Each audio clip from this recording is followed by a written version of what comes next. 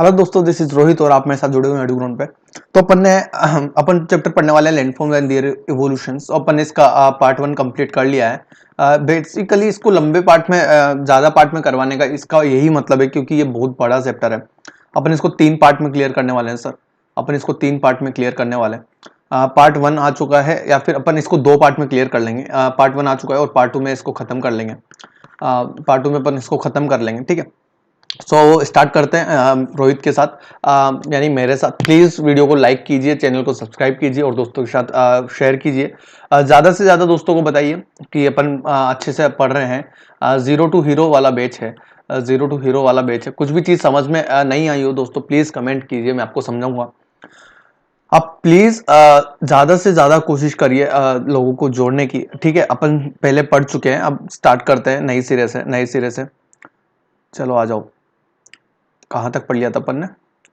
इससे पिछली वाली स्लाइड तक पढ़ लिया था, ठीक है। यहां तक अपन ने पढ़ लिया था।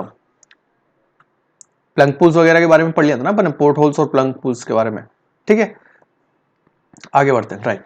सो नाउ आप पढ़ने वाले अपन मतलब जो भी होता है, जितने भी टाइप के मिएंडर्स होते हैं। सबसे पहले तो एक बात ध्यान रख लो, ये मिएंडर्स क्या होते हैं। मिएंडर्स का मैं आपको एक फोटो दिखाता हूँ, अभी अभी समझ में आ जाएगा। सो इंसाइज्ड एंड इंट्रेंस्ड मिएंडर्स के बारे में मैं बात करने वाला हूँ। फर्स्ट पॉइंट स्टार्ट करते हैं। पहले तो एक बार मैं आपको मिएंडर्स दिखा देता हूँ। मिएंडर्स होते क्या है? बेसिकली ये जो रिवर्स होती है, इस टाइप की जो रिवर्स होती है, एक तो बहुत सारी रिवर्स ऐसे होती है जो स्ट्रेट लाइंस में फ्लो करती है, ठीक है। स्ट्रेट लाइंस में रिवर फ्लो करती है, जैसे मैं आपको दिखाऊं। लेकिन बहुत सारी रिवर्स ऐसी होती है जो स्ट्रेट लाइन में फ्लो ना करके इस तरीके से फ्लो करती है, जिस तरीके से मैं आपको बता रहा हूँ। ये रिवर फ्लो कर रही है सर, ठीक है। तो इस टाइप की रिवर फ्लो कर रही है। ये जो रिवर फ्लो कर रही है, यहाँ पे रिवर में पानी भरा हुआ है, लेकिन बहुत सारी रिवर्स ऐसे होती है जो सर इस वाली शेप में फ्लो करती है। जो ये एक स्नेक होता है ना, स्नेक जैसे चलता है, उस शेप में रिवर्स फ्लो करती है, उनको अपन मिएंडर्स बोलते हैं, राइट। सो बेसिकली मिएंडर्स यही हो गए, ठीक है। अपन स्टार्ट करें। मिएंडर्स क्या होता है अपन स्टार्ट कर चुके हैं। So in stream that flow rapidly over steep gradients मतलब हो गया सर वर्टिकली जितने भी ज्यादा ग्रेडियंट्स होते हैं ना, दैट कॉल्ड स्टीप ग्रेडियंट्स, ठीक है। स्टीप ग्रेडियंट जिनका स्लोप ज्यादा होता है, ठीक है। यहां तो कोई डाउट? ठीक है, तो अपन स्टार्ट करते हैं कि it in stream that flow rapidly over steep gradients normally erosion is concentrated on the bottom of the stream channel. So basically एक बात बताओ, मैं एक बात जानना चाहता हूं आपसे कि जब कोई भी रिवर्स का, जैसे सपोज करो कोई भी वाटरफॉल है, वाटरफॉल यहां से असर आ रहा है, वाटरफॉल यहां से आ रहा है। अब वाटरफॉल यहां से आ रहा है, तो मैं एक बात जानना चाहूंगा आपसे, यदि वाटरफॉल यहां से आएगा तो क्या इरोजन होगा? बिल्कुल सर, इरोजन होगा। कैसे होगा मास्टर? ये जो सपोज करो ये कोई दीवार है, और ये यहाँ पर ऐसे कोई ये दीवार है, और यहाँ से सर वाटरफॉल आ रहा है, पानी गिर रहा है। जितना ज्यादा स्टीप ग्रेडियंट, जितना ज्यादा स्लोप होगा, तो क्या erosion bottom of the stream channel में होगा, बॉटम में होगा, ठीक है। समझ पा रहे हो? ठीक है, आगे स्टार्ट करें। ओके।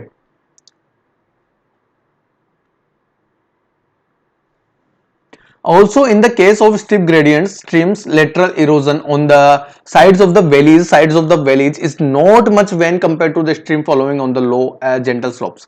So basically क्या होता है ना सब, कभी-कभी क्या होता है ना सब, जब जैसे जो रनिंग वाटर होता है, या फिर जितने भी ग्रेडियंट्स स्ट्रीम्स जो होते हैं, जितने भी स्टीप ग्रेडियंट स्ट्रीम्स जो होते हैं, जो उन पे जो इरोजन होता है ना सर, वो इरोजन किस पे होता है? जो पहाड़ों की जो वैलीज की जो किनारे हैं ना, उन पे होता है सर, ठीक है। So because of active lateral erosion, ध्यान रखना, because of active lateral erosion, streams following over gentle slopes, ठीक है, डेवलप साइनस एंड मेडेंटरी कोर्सेस, ठीक है। स्टार्ट करते हैं। जैसे अब एग्जांपल दिखाता हूं, जैसे ये चीज समझाता हूं आपको कि सर ये जो है ना, ये फ्लड प्लेन किसे बोलते हैं सर? जैसे जो बाढ़ के आने के बाद जो प्लेन बनते हैं ना सर, जो मिट्टी ले आते हैं, उसे फ्लड प्लेन बोलते हैं। हाईलैंड समझ में आ रहा है? ये हाईलैंड्स दिख ही रहे हैं इजीली। सो हाई ग्रेडियंट स्ट्रीम, सर यहां पर देखो आप, ये जो गिर रही है, इसकी क्या ग्रेडियंट हाई है, नहीं है? हाई ग्रेडियंट है या नहीं है सर? देखो एक बार आप, इसका स्लोप हाई है, नहीं है? स्लोप ज्यादा है, मतलब क्या बोलता है? हाई ग्रेडियंट स्ट्रीम है। अरे बोल, हाई ग्रेडियंट स्ट्रीम है ना? अब इसका हाई ग्रेडियंट स्ट्रीम है, ये भी हाई ग्रेडियंट स्ट्रीम है, ये वैली हो गई, इसको वैली बोल दोगे। ये लो ग्रेडियंट स्ट्रीम हो गई। लो ग्रेडियंट स्ट्रीम कौन सी हो गई सर? यहां पर आने के बाद ये वाली लो ग्रेडियंट स्ट्रीम हो गई। क्यों सर? क्योंकि इसका स्लोप क्या है? इसका स्लोप है सर कम। स्लोप कम होगा तो उसको क्या बोलेंगे सर? लो ग्रेडियंट स्ट्रीम बोल दोगे आप, लो ग्रेडियंट स्ट्रीम बोल दोगे। फ्लड प्लान लो ग्रेडियंट स्ट्रीम, और ये सारा सर कुछ ये क्या हो गया सर? ये वैल्यू हो गया। एंड ये बेसिकली सारा आपको मैंने डायग्राम समझा दिया है क्या होता है। फिर से अपन एक बार फिर से पॉइंट्स रिपीट कर सकते हो आप कि इनसाइड एंट्रेंस मेंडर्स क्या होता है? Stream flow rapidly over the steep gradients. Normally erosion is concentrated on the bottom of the stream channel. ठीक है, समझ पा रहे हो? बॉटम में। ठीक है, ऐसा करके also in the case of steep gradient streams lateral erosion on the slide on the sides of the valleys. Lateral erosion of the sides of the valleys is not much when compared to the stream following on low and gentle slopes. ठीक है, एक बार बताऊं, आप एक बार बताओ, जो erosion होगा अभी सपोज करो ये इनसे जो इरोजन होगा और इनसे क्या इरोजन होगा, उनको आप कंपेयर कर सकते हो क्या? बिल्कुल सर, बिल्कुल नहीं कर सकते। यहाँ पर कितना सा इरोजन होगा, कितना सा इरोजन मान के चलते हो? एकदम मिनिमम सा। और ये इरोजन कहाँ पे करेगी? जो हाई ग्रेडियंट स्ट्रीम्स होगी ये क्या वेलीज के यहाँ पर इरोजन करेगी? बिल्कुल सर, ये हाई ग्रेडियंट स्ट्रीम यहां पर गिलेगी तो वेलीज में तो यहीं पे तो इरोजन करेगी। अरे बोल, पूरे करते जाएगी लेकिन मैक्सिमम इरोजन यहीं पे होगा। वही बोलना चाह रहा है, आगे बढ़े। ठीक है, ये देखो आप, दैट कॉज मियंडर्स।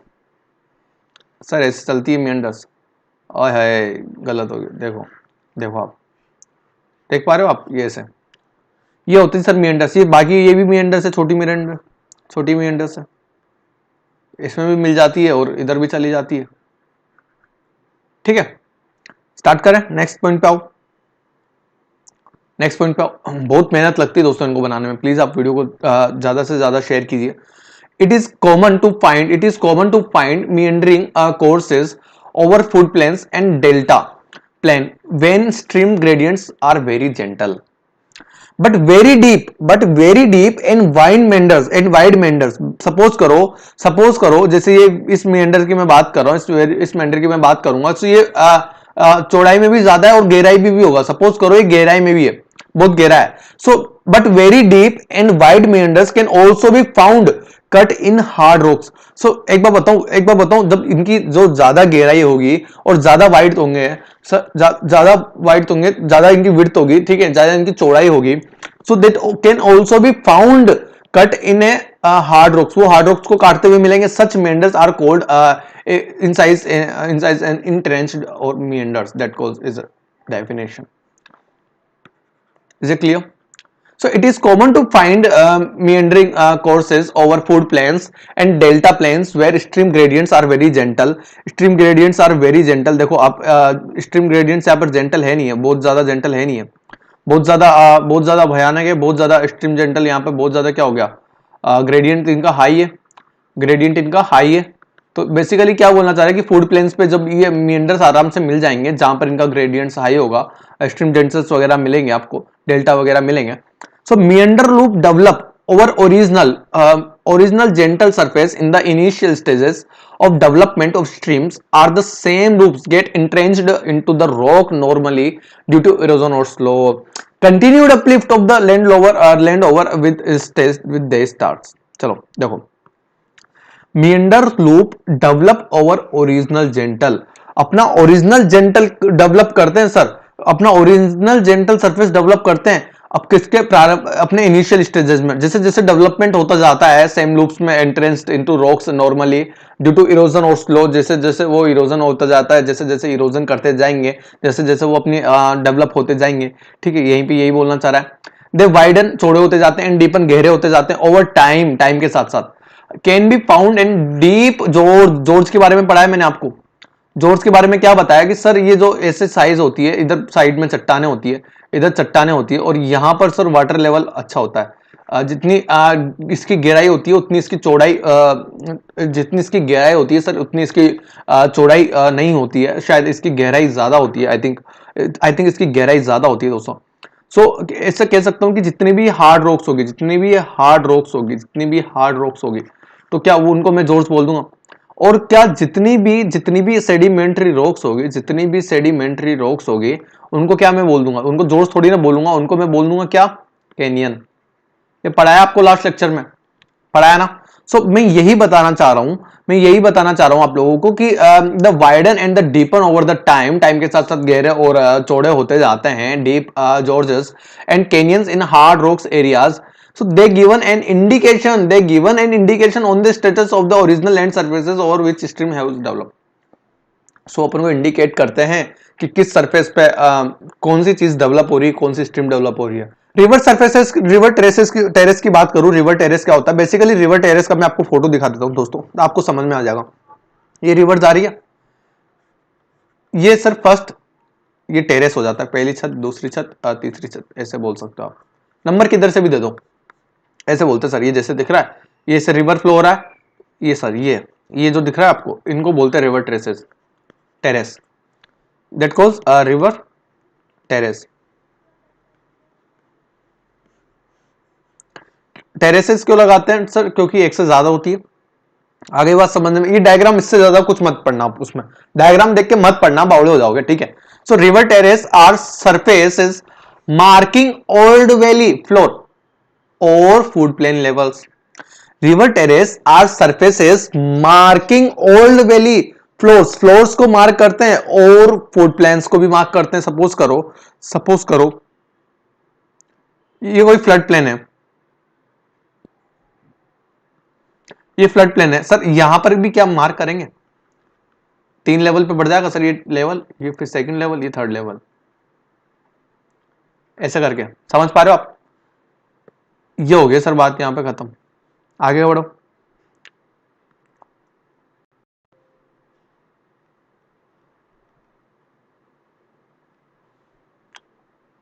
आगे बढ़े.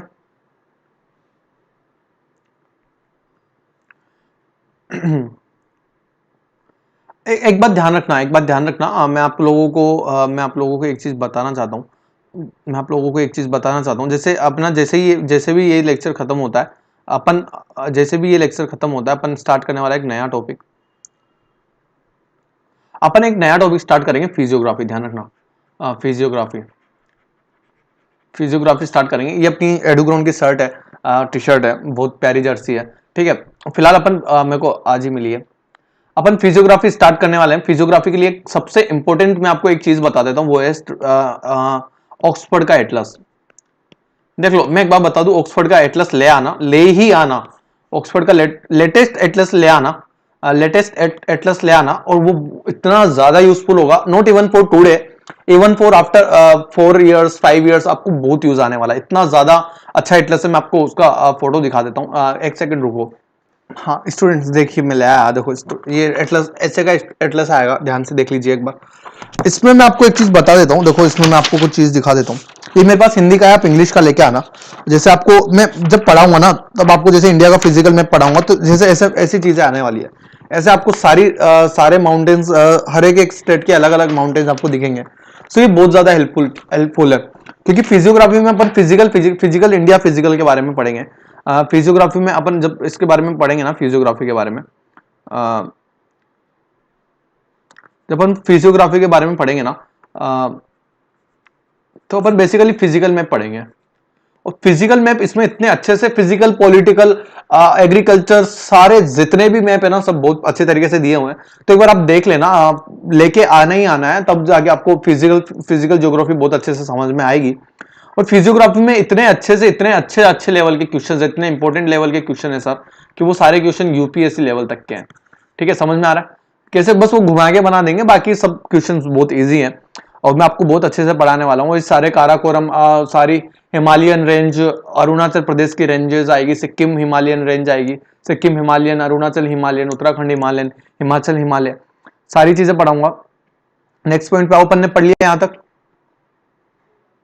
रिवर टेरेस के बारे में पढ़ रहे थे ना. They may be bedrock surfaces without any alluvial cover और एलुवियल टेरेस कंसिस्टिंग और स्ट्रीम डिपॉजिट्स.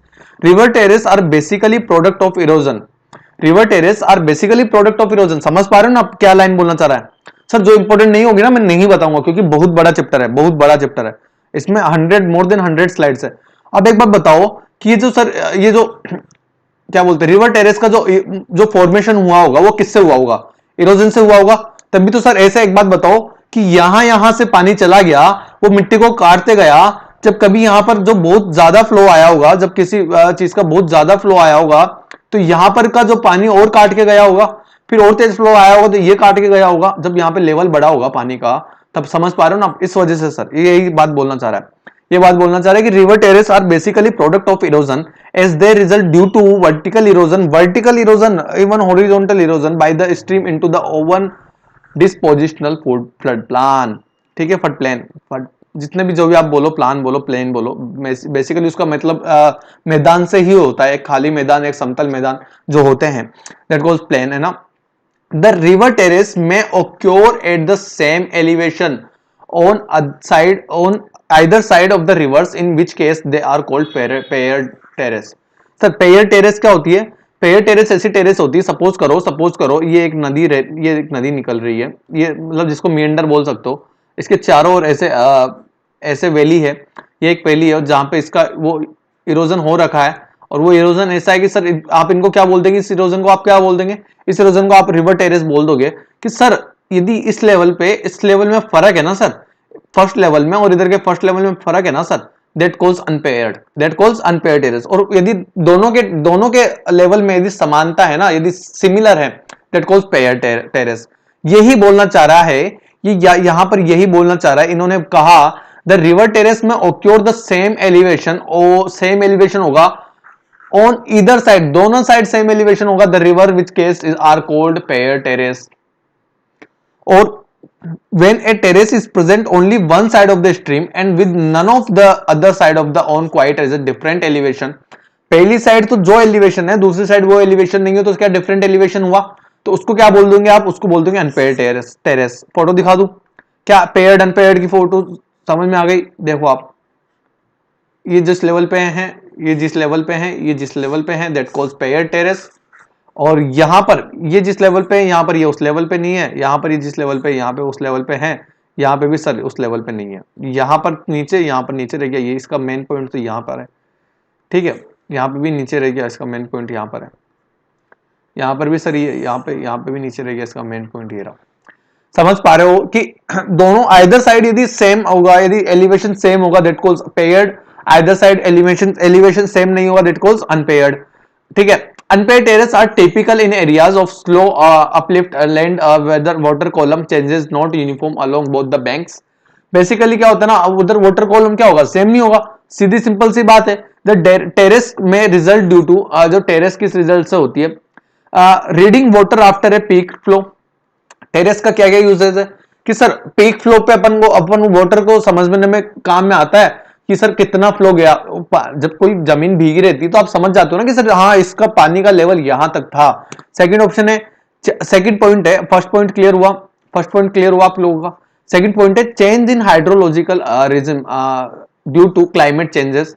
हाइड्रोलॉजिकल रीजन में जो भी चेंजेस होंगे क्लाइमेट से चेंजेस में, उसमें फर्क। Tectonic uplift of land, tectonic uplift के कारण भी होता है sir. Sea level changes in case of river closer to sea. एक बार बताऊं, जब रिवर सी के पास आती जाती है ना सर, सी का लेवल चेंज हो जाता है, सी का लेवल चेंज हो जाता है। कैसे होता है मास्टर, ये अगली क्लास में देखेंगे, क्योंकि अभी कुछ काम की बातें है ही नहीं आपकी। जब जियोमॉर्फिक प्रोसेस बताया था तब भी बताया था सर कि जियोमॉर्फिक एजेंट कौन कौन से होता है और उनका क्या वर्क होता है। उनमें एक ग्राउंडेड वाटर भी था, ग्राउंड वाटर भी था, ध्यान रखना, ध्यान देना। और एक रिवर वाटर भी करके आया होगा। वो उससे जो सी लेवल में क्या फर्क आता है, क्योंकि जब बहाव होता है तो वहां पर सी लेवल में सर इंक्रीमेंट आता है।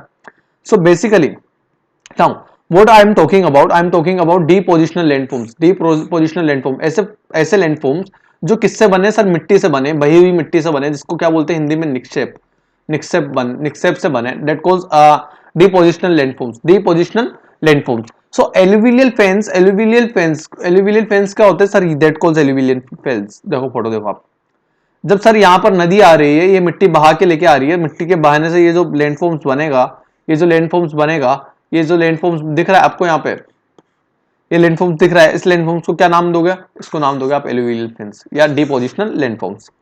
ठीक है, डिपोजिशनल लैंडफॉर्म्स के अंदर ही आते हैं सर एलुवियल फेंस। अरे हाँ की नाम है बोल, यहां तक समझ में आया? ठीक है, आगे बढ़े। देखो आप, so normally very coarse load is carried by streams following over mountain slopes, ठीक है, बहुत भारी भारी स्लोप पे तो बहुत भारी भारी चीजें लेके आती है, पानी बहुत भारी भारी चीजें, these loads becomes too heavy for the streams to be carried over the gentler giants and gets dumped and spread as a broad low to high cone shaped deposit called alluvial fan. alluvial fan किसे बोलते हैं sir? देखो आप मेरी बात ध्यान से सुनना। alluvial fan किसे बोलते हैं कि सर ऐसा ऐसा होता है कि यहाँ से जो जायंट आते होंगे ना, जो जायंट पत्थर आते होंगे, जायंट पत्थर आते होंगे, उनकी वेलोसिटी क्या हो रहती होगी? ज़्यादा रहती होगी, उनकी वेलोसिटी ज़्यादा रहती होगी। तो क्या होता है ना कि सर इनकी जो भारी पत्थर आते हैं, इनकी वेलोसिटी बहुत ज़्यादा रहती होगी, क्योंकि पानी का बहाव बहुत ज़्यादा होता है। हालांकि हल्के की ज्यादा रहती है, लेकिन अपन भारी की बात करेंगे तो उसकी भी कोई कम नहीं रहेगी, क्योंकि बहाव बहुत ज्यादा रहता है। So this load becomes too heavy to stream to carried over gentler gradients and gets dumped sir, फेंक दिया जाता है, and spread as a broad low to high cone shaped, low to high cone, समझ पा रहे हो आप?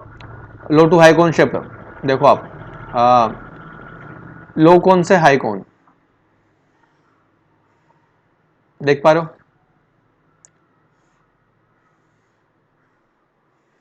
That goes low to high. ये एलुवियल फेन हो गया, ये एलुवियल प्लेन हो गया, ये सर ये सारा प्लेन एलुवियल प्लेन हो गया, ठीक है। चलो, usually the streams which flow over fans are not confined to their original channels for long and shift their position across the forming many channels called distributaries. Is it clear? So basically क्या होता है ना, हर river की ऐसी tributaries होती है sir.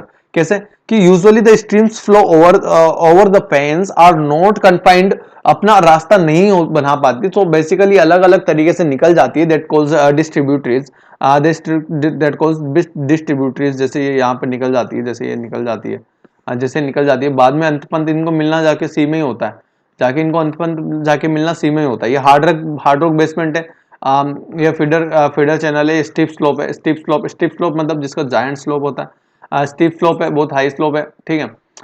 Stream channels वगैरह सबकी डेफिनेशन यहाँ पे दी हुई, आप देख सकते हैं एक बार। Alluvial fans is in humid areas show normally low cone. Humid area के अंदर सर क्या होता है? ह्यूमिड एरिया के अंदर पानी बहुत ज्यादा होता है। सो बेसिकली क्या होता है ना कि वहां पर पानी बहुत ज्यादा होता है। सो एल्यूवियल जो फैंस है, वो बेसिकली क्या शो करते हैं ना सर, वहां पे शो करते हैं वो लो कोन्स। बहुत ज्यादा इंपॉर्टेंट पॉइंट लगा दो। So with gentle slopes from head to toe, देख रहे हो आप? हेड टू टो, यहाँ पे हेड टू टो, पैर के घुटने तक, हेड टू टो,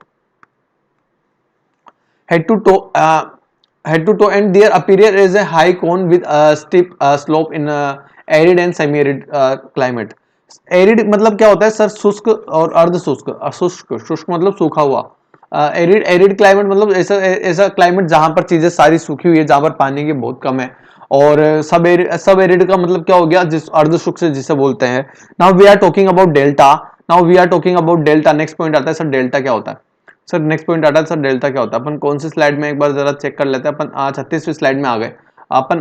इसमें 60 टू 70 स्लाइड्स तक अपन आई थिंक चल पूरी कवर कर लेते हैं इस चैप्टर में, ठीक है।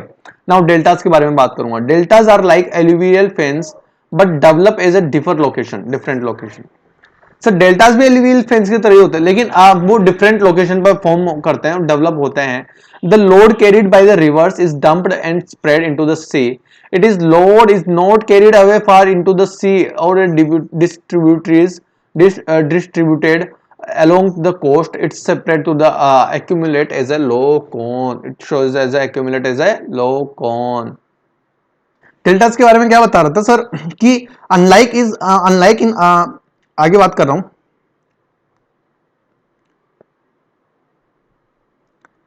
कि unlike in alluvial fens, the deposits making up deltas are very well sorted with clear stratification. Sorry, थोड़ी सी इंग्लिश कमजोर है, ध्यान देना। The core sets material settles out first, and the other finer fractions like cells and clays carries out the sea, समझ में आ गया, the end as the delta grows the river distributaries continue to increase in the length and delta continues to build up the sea, ठीक है, continue delta C को buildup करता रहता है sir. कैसे एग्जांपल बताओ सर, डेल्टा की delta ये रहा सर हमारे पास। चलो पहले अपन ये पढ़ते हैं, फ्लड प्लेन्स क्या होता है, फ्लड प्लेन्स के मैंने आपको बारे में बता दिया। नेचुरल लीव्स क्या होती है, नेचुरल लीव्स सर ये होती है, नेचुरल लीव्स सर ये होती है जो रिवर की यहाँ पर जो ये नेचुरल बनी रहती है ना सर, ये जगह होती है, इसे बोलते हैं sir natural leaves, natural, natural LEEVES natural leaves, ठीक है, डेट कोज नेचुरल लीव्स, ठीक है। पीछे जाते हैं फिर से, फ्लड प्लेन्स हो गया, नेचुरल लीव्स हो गया, and point bars, and point bars. Sir point bars क्या हो गए, अरे मास्टर ये जो मेंढर निकल रहा है ना सर, मेंढर निकल रहा है और यहां पर ये जो ये बना है मिट्टी से, ये सर ये इसको बोलते हैं सर पॉइंट बार, ठीक है। डेफिनेशन पढ़े, deposition develop a flood plains just a erosion max valley. Flood plain समझ में आ गया, डिपोजिशन कैसे डिपोजिशन फ्लड प्लेन्स बनाता है। Flood plain is a major landform of river deposition, large sized materials are deposits first when stream channels break into a single gentle slope, thus normally fine sized materials like sand या slate हो गया या फिर clay हो गया are carried by जो हो जाएगा relatively slow moving waters in gentle channels usually found in the plains and deposit over the bed when the water spills over the banks above the bed। A river bed समझ पा रहे हो, river का जो तकिया हो गया, river का जो पलंग हो गया, ऐसे तरीके से समझ सकते हो आप। A river bed made of river deposits in the active flood plains, the flood planes about the bank is inactive flood plains, flood about the banks is inactive flood plains. समझ में पा रहे हो, यहां पर ये तो चीज हो गया सर मेंडर लीव्स, और ये सब चीज हो गया पॉइंट बार। यहाँ पे कट बैंक से, यहाँ पे शेलो चैनल से, डीप चैनल से, यहाँ पे गहराई है, यहाँ पे शेलो वाटर रहता है ये कट बैंक से, ठीक है। आगे बढ़े क्या सर, ये देखो ये सर ये रिवर जा रही है, या फिर ये ऐसे बोल सकते हो एक मेंढर है, ऐसे यहां से आ रहा है, और ये सर ये वाली चीज देखो आप, ये जो ये है ना सर, ये sir natural leaves,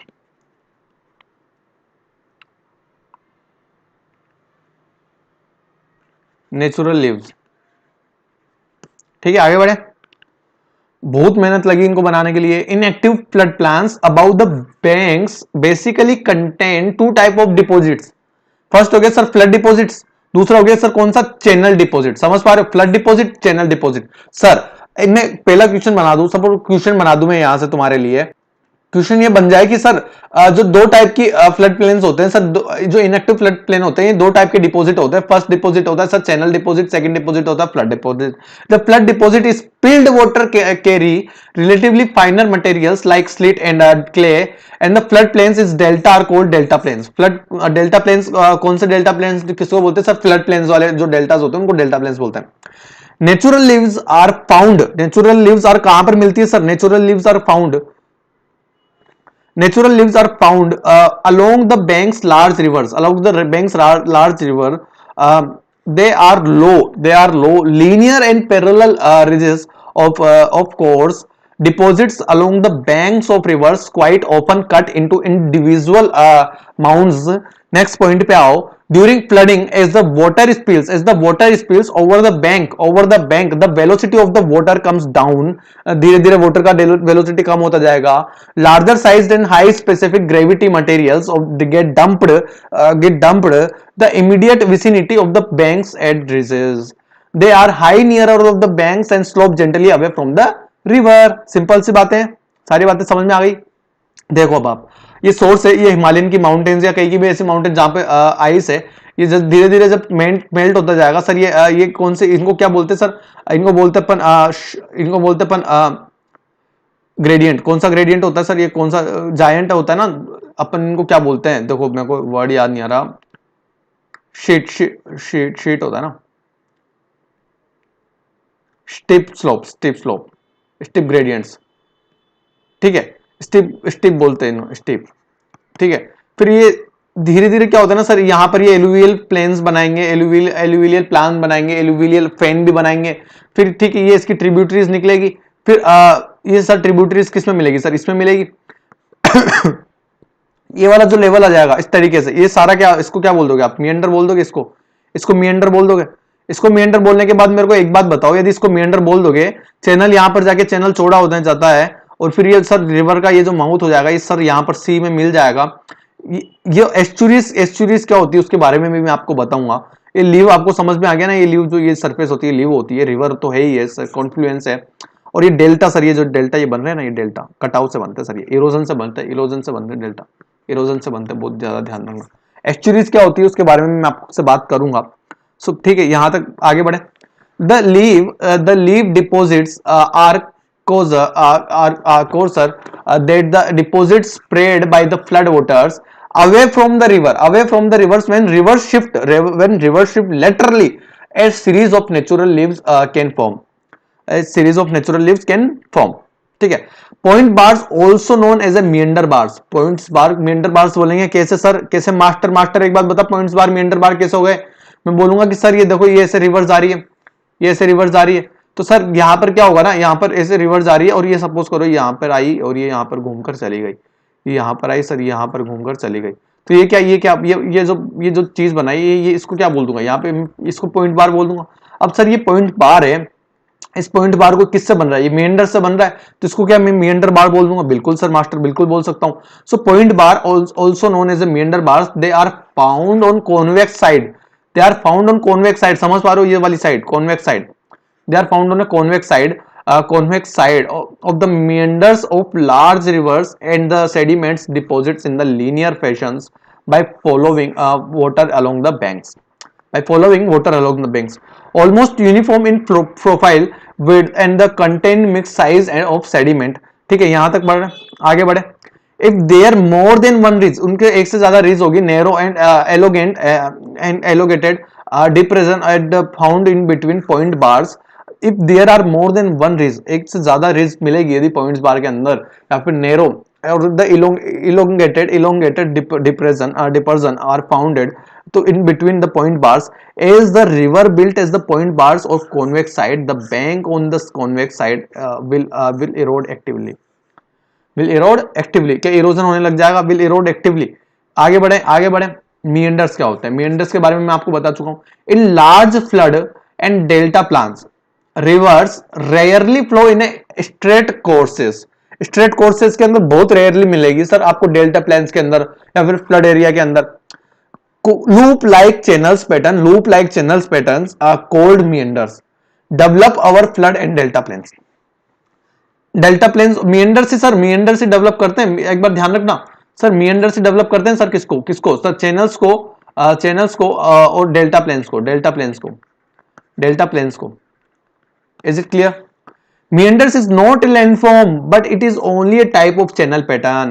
This is because of propensity of water flowing over the gentle gradients to work laterally on the banks.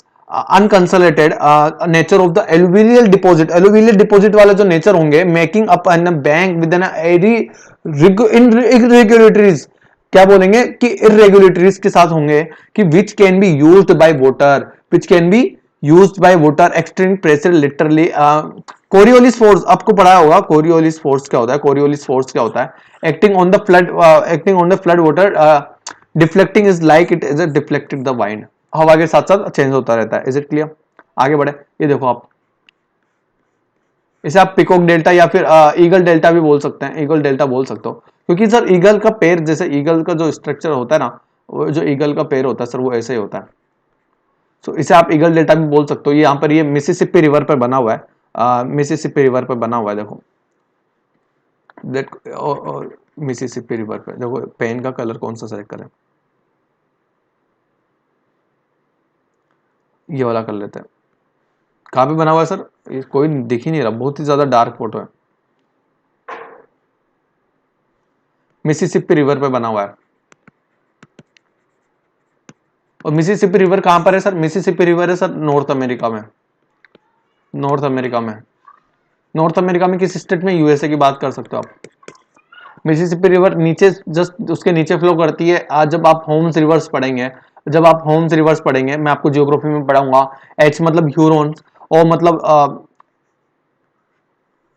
Sorry M मतलब ई मतलब, और एस मतलब सुपीरियर, एम मतलब मिसिसिपी, एम मतलब मिसिसिपी, और ए मतलब इरी रिवर, इरी रिवर, ओ मतलब Huron, ओरिएंटो ऐसे कुछ करके नाम होता है, ऐसे ओरिएंटो कुछ करके नाम होता है, तो यही नाम होता है बेसिकली। मैंने अभी जस्ट थोड़ी देर पहले देख के आया हूँ। होम्स का मतलब होता है सर ह्यूरोन, ओंटेरियो ऐसे कुछ करके नाम होता है। मिसिसिपी लेक्स होती है, और एरी लेक्स और सुपीरियर लेक सुपीरियर अपने दुनिया की सबसे ज्यादा मीठे पानी की झील है। ठीक है, यहां तक कोई डाउट? आगे बढ़े।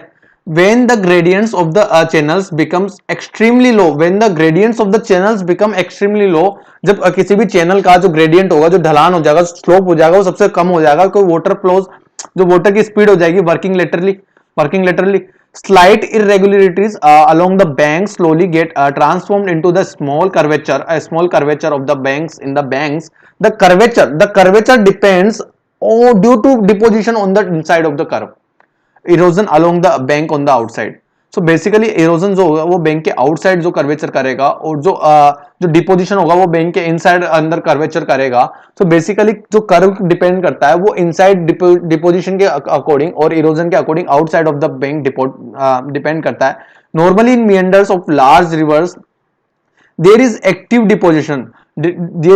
deposition, along the convex bank। अब along the convex bank समझ पा रहे हो आप? convex bank, along the convex bank and undercutting along the convex concave bank and undercutting। Sir ये तो यहां पर ये जो हो जाएगा ना, यहां पर तो active deposition along the convex bank और undercutting the convex concave bank। समझ पा रहे हो? कॉन्वेक्स कॉनकेव में समझ पा रहे हो? The concave banks is known as the cut off banks. बहुत ज्यादा इंपॉर्टेंट पॉइंट आ रहा है यहाँ पे। जो पॉइंट बहुत ज्यादा इंपॉर्टेंट है ना वो आपको मैं सारे बताऊंगा, और जो पॉइंट इंपॉर्टेंट नहीं होंगे ना सर आप उन्हें स्किप कर सकते हैं। ठीक है, जहां से क्वेश्चन बनेगी प्रोबेबिलिटी आपसे एक क्वेश्चन बाहर से नहीं आने वाला है, एक क्वेश्चन बाहर नहीं जाने वाला है। Sir the concave bank is known as cut off bank. बहुत ज्यादा इंपॉर्टेंट पॉइंट हो गया। which shows up as a steep script and the convex bank present as a long gentle profile is known as slip of bank। सो यहां पर एक heading डालो, यहां पर लिखो कि सर स्लिप ऑफ बैंक किसे कहते हैं? Slip of bank. और स्लिप ऑफ बैंक के बाद यहां पर मैं बात करूंगा कट ऑफ बैंक के बारे में बात करूंगा। कट ऑफ बैंक किसे कहते हैं? कट ऑफ बैंक सर कौन सा वाला बैंक हो गया सर? कॉनकेव बैंक हो गया, कॉनकेव बैंक। और स्लिप ऑफ बैंक कौन सा हो गया सर? कॉन्वेक्स बैंक हो गया, कॉन्वेक्स वेक्स क्या हो गई सर? वेक्स क्या हो गई? स्लिप हो गई। समझ में आ रहा हो? और जो केव क्या हो गई? केव यानी केव को सर मैंने काट दिया, ऐसा करके याद कर सकते हो। as meanders grow into deep loops the same may gets cut off due to erosion and the inflection points are left as oxbow lakes। बो समझ रहे हो ना? oxbow lakes समझ पा रहे हो? ठीक है। सो अब नेक्स्ट पॉइंट पे आते हैं, ब्रेडेड चैनल्स क्या होते हैं? एक सेकंड के लिए जस्ट अपन कौन सी स्लाइड पे आ चुके हैं? अपन 46। अपन बहुत आगे तक पढ़ने वाला है, धीरे धीरे देखो। अब बहुत सारी स्लाइड्स अपन को पढ़नी है। बेसिकली क्या होता है ना, when river carries coarse material there can be selective deposition. कुछ सेलेक्टिव डिपोजिशन होता है कोरियर मटेरियल्स के लिए, क्योंकि वो क्या फॉर्मेशन करता है? वो फॉर्मेशन करते हैं सर सेंट्रल बार, और सेंट्रल बार का फॉर्मेशन करते हैं जो डाइवर्ट हो जाता है फ्लो के अंडर और टुवर्ड्स द बैंक्स, और बैंक के अकॉर्डिंग चलने लगता है फ्लो इंक्रीज, जो इरोजनल को बढ़ा देता है। ठीक है, so that calls braided channels braid कैसे होते जाते हैं? समझ पा रहे हो कि सर क्या होगा ना कि सर रिवर्स जो कुछ मिनरल्स ऐसे लेके आएगी जिससे क्या होगा? डिपोजिशन होगा, जिससे चौड़ाई बढ़ेगी, सेंट्रल बार्स डेवलप होंगे, और वो उनके फ्लो के अकॉर्डिंग टुवर्ड्स फ्लो करेंगे, बैंक के टुवर्ड्स फ्लो करेंगे, बैंक के फ्लो के टुवर्ड्स फ्लो करेंगे। So as the valley widens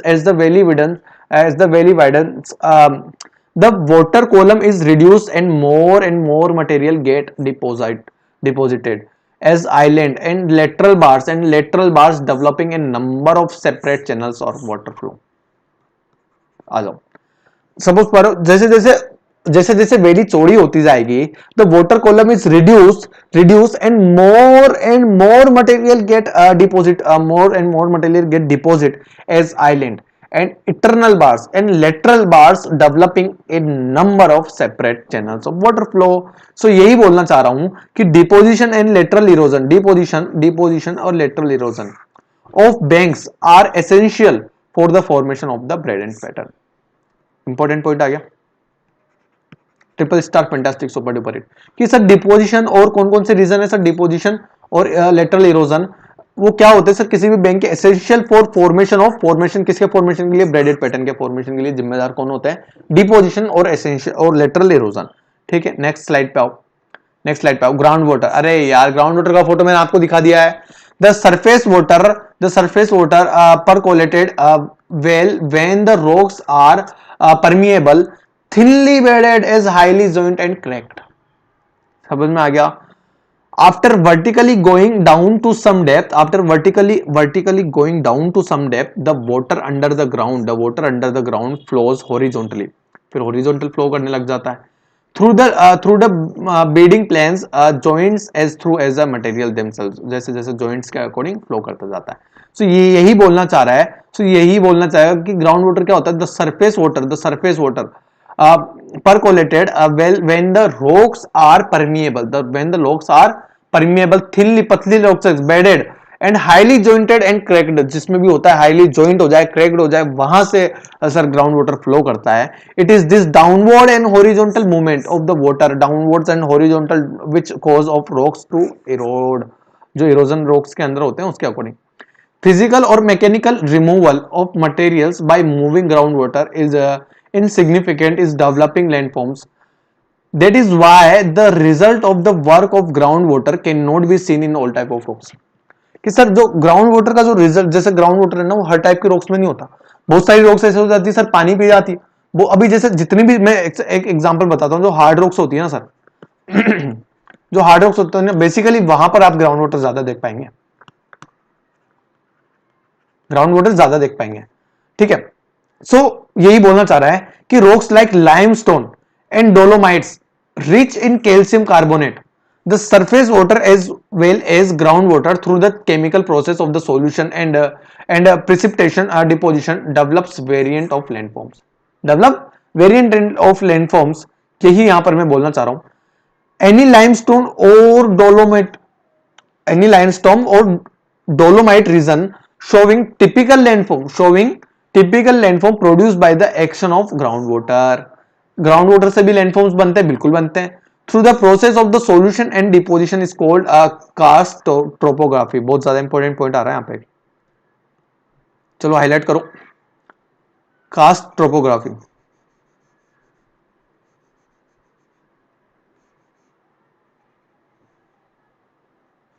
ठीक है, ये एक पॉइंट आ रहा है मेरे लिए इंपॉर्टेंट। तो ये क्या बोलना चाह रहा है, ये क्या बोलना चाह रहा है कि by the action of groundwater, यहां पे छोड़ दो, through the process of solution and deposition, solution or deposition is called karst topography। after the typical topography developed in limestone rocks of karst region in the Balkans adjacent to Adriatic Sea। Adriatic Sea, the karst topography is also characterized by erosional and depositional landforms। आ जाओ फिर से important point, triple star fantastic super duper hit point है। The karst topography is also characterized by erosional and depositional landforms. ठीक है, आगे बढ़े, चलो आ जाओ। नाउ अब तुमको और ये थोड़ा सा देखो, आप लोगों को यदि समझ में नहीं आ रहा होगा ना दोस्तों, तो मैं आपको एक बात बता दूं, बहुत अच्छे लेवल का टॉपिक है, बहुत अच्छे लेवल का टॉपिक है। इसमें इतनी आसानी से चीजें समझ में नहीं आएगी, लेकिन मैं गारंटी से बता रहा हूँ आप क्वेश्चन बना लोगे। मैं उस लेवल से उस तरीके से पढ़ा रहा हूँ। देखो मैं मानता हूँ नहीं समझ में भी आ रहा होगा, और समझ में भी आ रहा हो तो बहुत अच्छी बात है, और समझ में आ रहा हो ना दोस्तों तो आप यकीन करो खुद पे कि हाँ भाई मास्टर बहुत अच्छा पढ़ा रहा है और मैं बहुत अच्छे लेवल का दिमाग है मेरे में, मतलब आपके अंदर बहुत अच्छे लेवल का दिमाग है, वो बात बोलना चाह रहा हूँ। क्योंकि बहुत अच्छे लेवल का टॉपिक है, आप यकीन नहीं करेंगे उतने अच्छे लेवल का टॉपिक है ना। आपको मास्टर छोड़ के पढ़ाएगा, मैं तो एक एक लाइन पढ़ा रहा हूं आपको, हर मास्टर छोड़ के पढ़ाएगा, एक एक लाइन पढ़ा रहा हूं। ठीक है, इरोजनल लैंडफॉर्म के बारे में बात करूंगा। इरोजनल लैंडफॉर्म क्या होता है, पूल्स, जो इरोजन से बने हुए लैंडफॉर्म्स है, pools, sink holes, lapies and limestone pavements, small and medium sized round to sub round shallows depression ऐसे बोल सकते हो, called shallow holes from the surface of the limestone through solution. Sink holes क्या होते हैं? Are very common in limestone karst areas. A sinkhole is an opening more or less circular as the top of funnel shaped towards the bottom, with size varying in the area from a few square meter to a hectare, with a depth of less and half of the meter of more. कुछ खास काम की बात नहीं है कि इनकी depth कितनी होती है. डेप्थ कितनी होती है मैं आपको फोटो दिखा देता हूँ. ये देखो आप, ये आप देख रहे हो जमीन धस जाती है sir. That called sinkholes. Sinkholes. और फोटो आएंगे मास्टर. ये देख, ये शेलो होल्स. अभी आपने डेफिनेशन पढ़ी थी ना, यहाँ पे देखो आप, सिंक होल्स और किधर गया शेलो होल्स. ये रहा shallow holes. That is a shallow holes. हर एक चीज बता रहा हूं, आप डेफिनेशन खुद से बना सकते हो सर. ये रट्टा मारने की जरूरत नहीं है. शेलो होल्स आप अब 11th क्लास में आ गए हो, ठीक है. That is shallow holes. आगे बढ़े. If the bottom of a sinkholes form the roof of a void, एक खाली जगह की जो रूफ बनेगी, और एक केव अंडरग्राउंड, और the cave underground is might collapse leaving a large holes opening into a cave or a void below.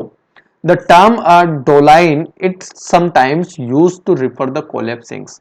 कौन सी टर्म यूज की जाती है सर? डोलाइन. किसके लिए सर? किसके लिए यूज की जाती है सर डोलाइन? बहुत ज्यादा इंपॉर्टेंट वर्ड आ गया डोलाइन. बहुत ज्यादा इंपॉर्टेंट वर्ड आ गया डोलाइन. किसके लिए यूज की जाती है सर? कोलैप्सिंग्स के लिए. कोलैप्सिंग्स के लिए. When the sinkholes and dolines join together because of slumping of materials along their margins or due to the roof collapse of cave, long narrow to wide trenches called valley sinks and uvulus forms. Valley sinks and uvalas forms. मैं आपको इसके photos दिखा दूंगा. Very since और यूविलस forms के. ठीक है. तो अब इसके फोटोज देखते हैं और फिर अपन आगे इसके बारे में जानते हैं. ठीक है. तो अब अपन आगे बढ़ते हैं. राइट. सो आगे बढ़ते हैं. एक बार इसको मिटा देता हूँ.